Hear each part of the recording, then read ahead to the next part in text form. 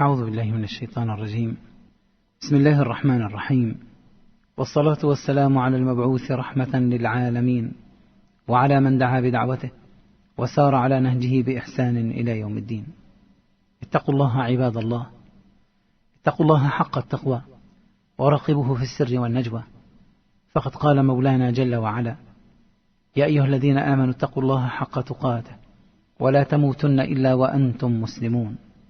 إن هذه الشمس التي تطلع كل يوم من مشرقها وتغرب في مغربها تحمل أعظم الاعتبار، فطلوعها ثم غيابها إذان بأن هذه الدنيا ليست دار قرار، وإنما طلوع وزوال.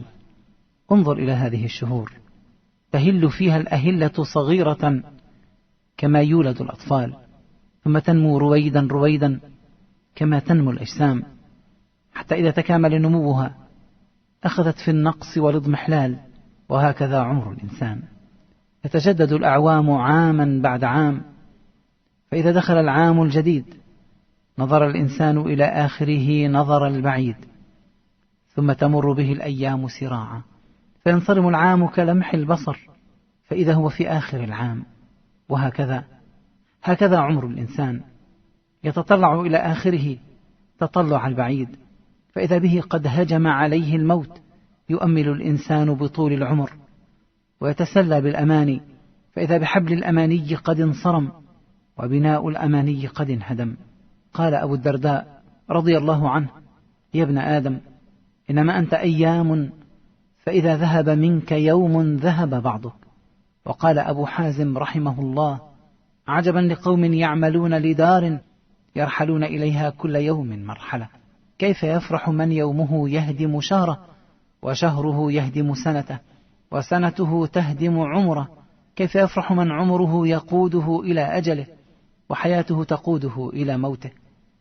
قال ابن عباس رضي الله عنهما: كيف نفرح والموت من ورائنا، والقبور أمامنا، والقيامة موعدنا، وعلى جهنم طريقنا، وبين يدي ربنا موقفنا. لقد ضربت الدنيا في قلوبنا بسهم، ونصبت في قلوبنا رايات، ليلنا ونهارنا في حديث عن الدنيا. كم نربح، كيف نجمع، إن ضرب موعد للدنيا بادرنا إليه مبكرين، وأقمنا عند بابه فرحين، ولا نبقي للآخرة في قلوبنا إلا ركنا ضيقا وذكرا قصيرا. انظر إذا رفع الأذان كم ترى من المبكرين المسرعين، وفي الطرقات ترى الكثرة تسير بعجلة للدنيا. لقد وصى رسولنا صلى الله عليه وسلم، وصى ابن عمر بوصية بليغة تصحح منظور المسلم إلى هذه الحياة الدنيا، حيث قال: كن في الدنيا كأنك غريب أو عابر سبيل.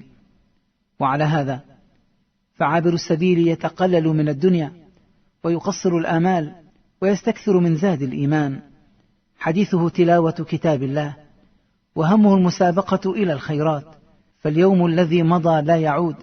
ولهذا يقول معاذ بن جبل رضي الله عنه وهو على فراش الموت: اللهم إنك تعلم أني لم أكن أحب البقاء في الدنيا ولا طول المكث فيها لجري الأنهار ولا لغرس الأشجار، ولكن كنت أحب البقاء لمكابدة الليل الطويل وظمأ الهواجر في الحر الشديد، ولمزاحمة العلماء بالركب في حلق الذكر. عابر السبيل لا يدنس نقاء النهار بآثامه، ولا يقصر الليل بغفلته ومنامه. إن دعي إلى الطاعة أجاب، وإن نودي إلى الصلاة لبى، على قدم الاستعداد أبدا في غدوه ورواحه. إنه يعلم أن من أمضى يوما من عمره في غير حق قضاه، أو فرض أداه، أو مجد أثله، أو حمد حصله، أو خير أسسه، أو علم اقتبسه، فقد عق يومه وظلم نفسه. إخوة الإسلام، إن الضغوط المعاشية اليومية حالت بين العبد وبين الخلوة مع نفسه والحديث إليها، فهو في حالة من الجري الدائم للحصول على المزيد، في سباق مع الدنيا ونهم على شهواتها، وحرص شديد هائل على أحوالها. ولهذا يقول سعيد بن مسعود رحمه الله: إذا رأيت العبد تزداد دنياه وتنقص آخرته وهو بذلك راض، فذلك المغبون الذي يلعب بوجهه وهو لا يشعر. ويقول محمد بن واسع: إذا رأيت في الجنة رجلا يبكي ألست تعجب من بكائه؟ قيل: بلى. قال: فالذي يضحك في الدنيا ولا يدري إلى ماذا يصير هو أعجب منه. أخي المسلم، حاسب نفسك في كل يوم لتعرف رصيدك من الخير والشر ومدخراتك من الأعمال الصالحة. هذه وصية عمر ابن الخطاب رضي الله تعالى عنه: حاسبوا أنفسكم قبل أن تحاسبوا وزنوها قبل أن توزنوا. فالمحاسبة تكشف عن خبايا نفسك وتظهر عيوبها، فيسهل عليك علاجها قبل أن تندم لفوات الأوان. قال مالك بن دينار رحمه الله: رحم الله عبدا قال لنفسه: ألست صاحبة كذا، ألست صاحبة كذا، ثم ذمها، ثم خطمها، ثم ألجمها كتاب الله عز وجل، وكان لها قائدا. ولا تقولن لشيء من سيئاتك هو حقير، فلعله عند الله نخلة وعندك نقير. إن المحاسبة التي لا يتعدى أثرها دمع العين وحزن القلب دون صلاح وإصلاح محاسبة ميتة ونتيجة قاصرة. المحاسبة المثمرة تلك التي تولد ندما على المعصية وتحولا إلى الخير. هلما نتساءل: حقوق الله هل وفيتها؟ حقوق العباد هل أديتها؟ ما حالك مع الصلاة؟ هل تؤديها مع الجماعة بشروطها وأركانها وواجباتها وخشوعها؟ هل تسكب من خشية الله الدموع؟ فإن النار لا تدخلها عين بكت من خشية الله. هل ما زلت مصرا على هجر صلاتي الفجر والعصر مع الجماعة؟ ومن فاتته صلاة العصر حبط عمله، كما أخبر بذلك الصادق المصدوق عليه الصلاة والسلام.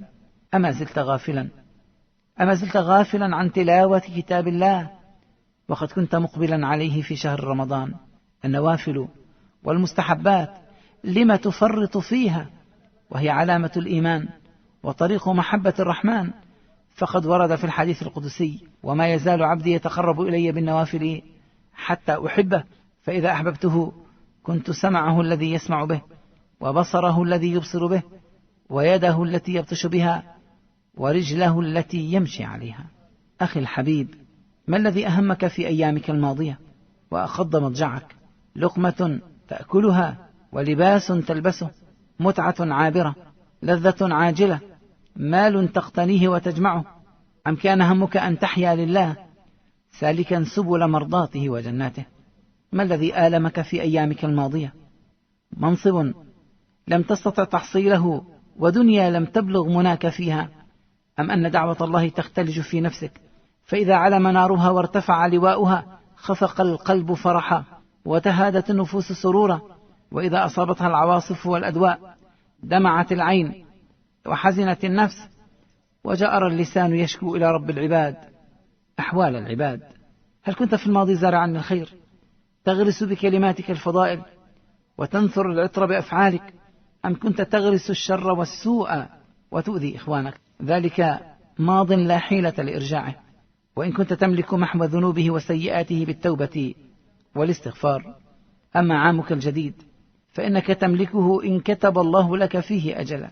ابدأ بهمة عالية وعزيمة وقادة، مقدما حقوق سيدك وإلهك ومولاك، وحقه سبحانه أن يطاع فلا يعصى، وأن يذكر فلا ينسى، وأن يشكر فلا يكفر. أد حقوق والديك بالرعاية والعطف والحنان، وحقوق زوجك وأبنائك بترسيخ الإيمان والتربية الصالحة. تذكر أقاربك وجيرانك، ولا تطرد المحتاجين من الأرامل واليتامى والمساكين. أد حقوق الخدم والعمال قبل أن يجف عرقهم، واحذر ظلمهم، فإن الظلم ظلمات يوم القيامة. أخي المسلم، وأنت ترى زوال الأيام وذهاب الأعمار، ذكر نفسك بحقيقة الدنيا التي تهفو إليها النفوس. ذكرها بأن أيامها ماضية، وزهرتها ذاوية، وزينتها فانية، مسراتها لا تدوم. ذكرها بالنعيم المقيم في جنات الخلود التي وصفها الله تبارك وتعالى فقال عنها: أكلها دائم وظلها. أخي المسلم، إنك لا تدري ما يستجد لك من أحوال مع تقلبات الليل والنهار، فخذ من صحتك لمرضك، ومن حياتك لموتك، ومن غناك لفقرك، ومن شبابك لهرمك. فقد قال مولانا جل وعلا: قل يا عبادي الذين أسرفوا على أنفسهم لا تقنطوا من رحمة الله إن الله يغفر الذنوب جميعا إنه هو الغفور الرحيم. بارك الله لي ولكم في القرآن العظيم، ونفعنا وإياكم بما فيه من الآيات والذكر الحكيم. أقول قولي هذا وأستغفر الله لي ولكم، وصل اللهم على سيدنا محمد وعلى آله وصحبه وسلم.